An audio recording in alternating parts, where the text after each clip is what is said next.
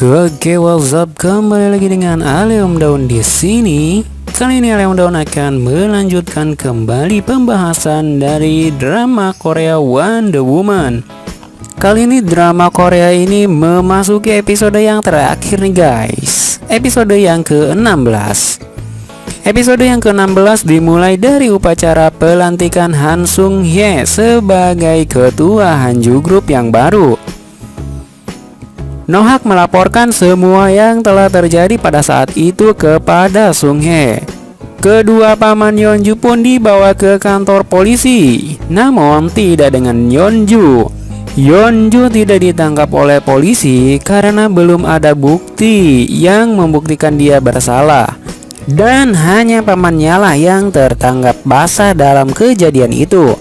Kemudian Sung Hye pun memerintahkan Nohak untuk menangkap Yeonju dan dia akan membunuh Yeonju karena dia menilai Yeonju akan menjadi ancaman yang berbahaya baginya jika dia tetap hidup.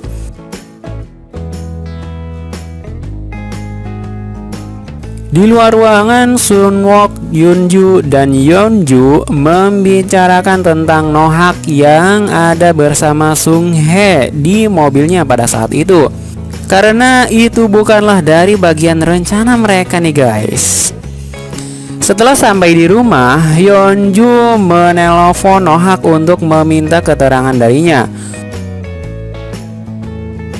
Nohak melakukan semua itu karena dia tidak ada pilihan lain. Sung Hye mengancamnya dengan kejadian 14 tahun yang lalu, di mana Nohak pun sebenarnya tahu tentang kejanggalan yang ada pada buku besar itu. Setelah Nohak menceritakan semuanya pada Yeonju, sesuatu terlihat aneh pada Yeonju. Dan ternyata di dalam minuman yang ia minum, Nohak telah memasukkan obat bius ke dalamnya. Setelah itu Nohak membawanya pada Sung Hye karena Sung Hye ingin membunuh Yeonju dengan tangannya sendiri.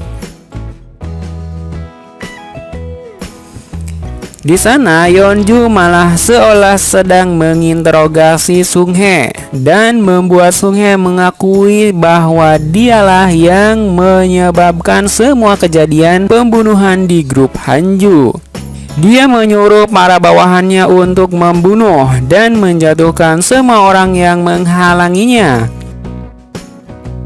Tetapi ada kejutan di sini. Sung Hye tidak menyadari bahwa pengakuannya itu direkam dan disiarkan secara langsung di sosial media. Ternyata ini adalah bagian dari rencana Choi Yeonju CS nih. Sunwook memanggil semua influencer untuk menyiarkan semuanya di sosial media mereka.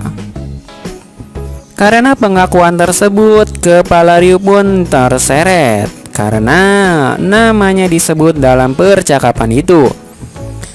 Setelah itu, Sung Hye pun kabur dan berusaha untuk mengendalikan semuanya.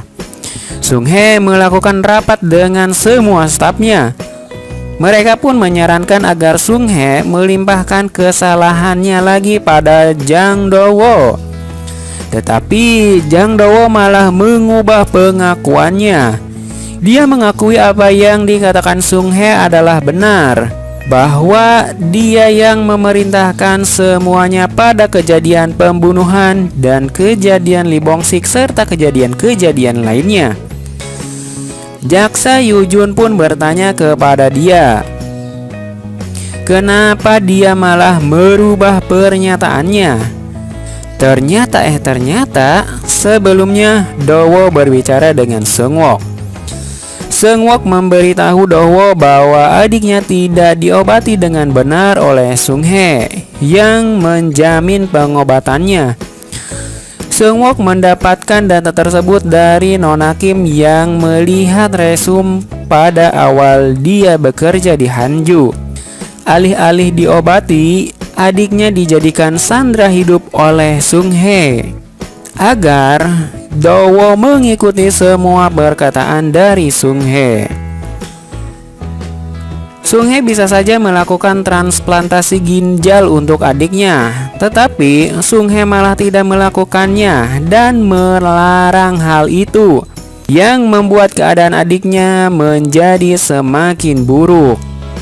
Seungwok pun menawarkan padanya bahwa Seungwok akan merawat adiknya dengan benar dan akan mengembalikan kesehatan adiknya. Jadi itulah yang membuat Do-woo mengakui semuanya, guys.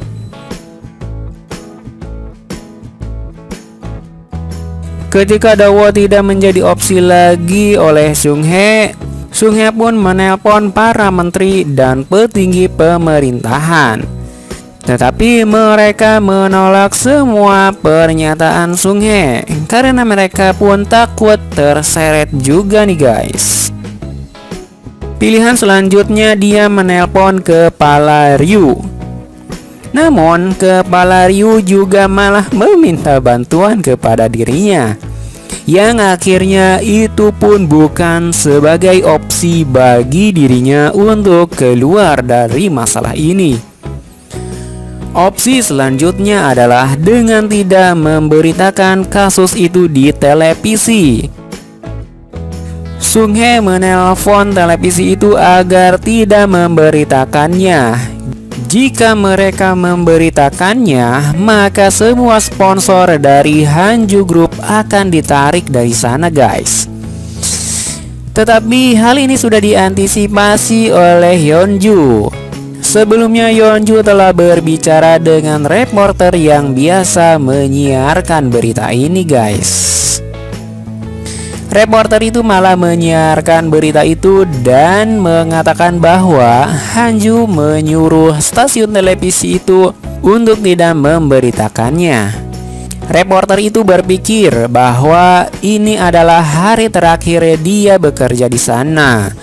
Jadi dia ingin melakukan sesuatu yang bermanfaat.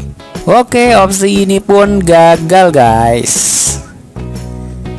Kang Mina mengungkap kebenaran lagi tentang Sung Hye. Dia membicarakannya dengan Myung Won. Kang Mina mengatakan bahwa putra sulungnya yang meninggal gara-gara asma itu karena Sung Hye berperan di dalamnya. Sampo anjing yang disumbangkan oleh Hanju ke penangkaran hewan itu mengandung zat yang berbahaya bagi penderita asma. Dan Sung Hye tidak memberikan alat breathalyzer ke anak sulungnya dan malah menyimpannya. Dan seketika breathalyzer itu menghilang, guys. Jika anak sulungnya menggunakan breathalyzer, mungkin anak sulungnya bisa terselamatkan.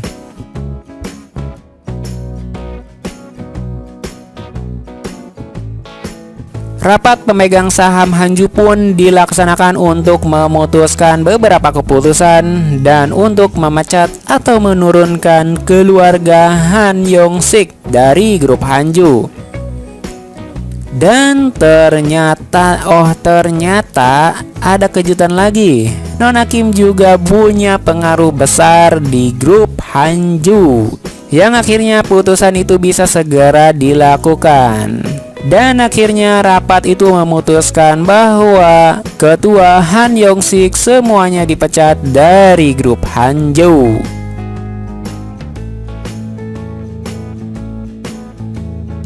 Sung Hye pun melihat semua pemberitaan yang terjadi di luaran sana. Dan akhirnya Sung Hye pun mencari dan mencoba lagi cara untuk dia bisa keluar dari masalah ini. Dia mencoba untuk kabur ke Vietnam dengan cara membuat kejadian bunuh diri. Korban dipakaikan pakaian miliknya, perhiasan miliknya juga, agar mereka mengira bahwa Sung Hye telah bunuh diri dan meninggal.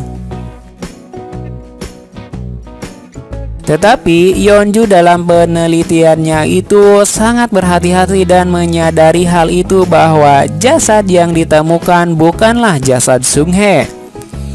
Karena dia memeriksa pakaian dalamnya itu bukan milik Sung Hye. Hyunju mengetahuinya karena ketika dia di Hanju, dia sering mencuci pakaian keluarga Hanju. Akhirnya dia pun ditangkap oleh polisi. Oke, jadi semuanya kali ini sudah tertangkap pelakunya pada kejadian 14 tahun yang lalu ya guys. Mulai dari ketua Hanju, kepala Ryu, sampai dengan Sung Hye. Ayah Hyunju pun sekarang kini sudah dibebaskan dan sekarang mengelola usaha ikan miliknya bersama paman-pamannya tentunya. Seungwook sekarang menjadi ketua Hanju Group dan Yumin Group sekarang dipegang oleh Kang Mina yang asli. Setelah semuanya selesai dan dirasa aman, Seungwook beserta Yeonju pun pergi ke Amerika untuk membangun keluarga di sana. Oke, selesai sudah drama Wonder Woman kita bahas dari episode 1 sampai dengan episode yang ke-16. Jadi bagaimana nih menurut kalian drama ini? Tulis di kolom komentar ya. Dan sampai jumpa di drama Jirisan.